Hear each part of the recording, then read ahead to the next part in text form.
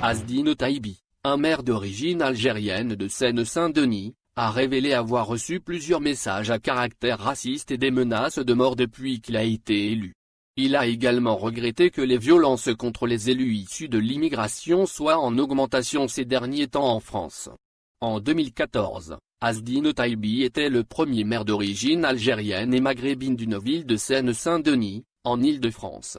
Dans un témoignage recueilli par le média France Bleu, le maire PCF, Parti communiste français, Destin a révélé que sa mission n'était pas toujours facile à cause de ses origines algériennes. À l'époque, je recevais déjà quelques courriers d'insultes, mais c'était 1 ou 2 messages par mois, je n'y prêtais pas vraiment attention, confie Asdine Taibi. Celui qui a été réélu à Stein en mars 2020 a néanmoins souligné que ce genre de violence s'était multiplié depuis quelque temps. Sale bougnoul, sale arabe, retourne dans ton pays. En effet, l'élu français d'origine algérienne affirme que la situation devient inquiétante. Durant cette dernière période, c'est vraiment préoccupant.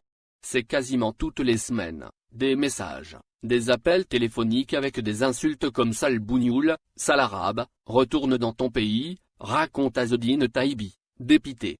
Mais ce n'est pas tout. En plus des insultes racistes, le maire fait également face à des menaces de mort.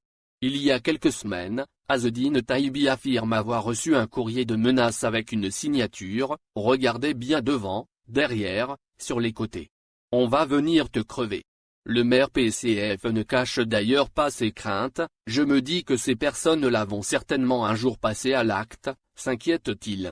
Le maire français d'origine algérienne se sent abandonné dorénavant. Asdine Taibi dit qu'il portera systématiquement plainte contre toute nouvelle menace parce que trop, c'est trop.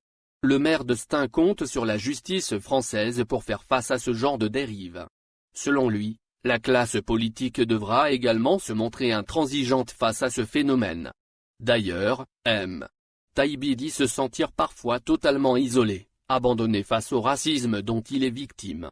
Selon lui, on banalise ses actes, notamment à cause des Zemmour et compagnie qui passent encore à la télévision.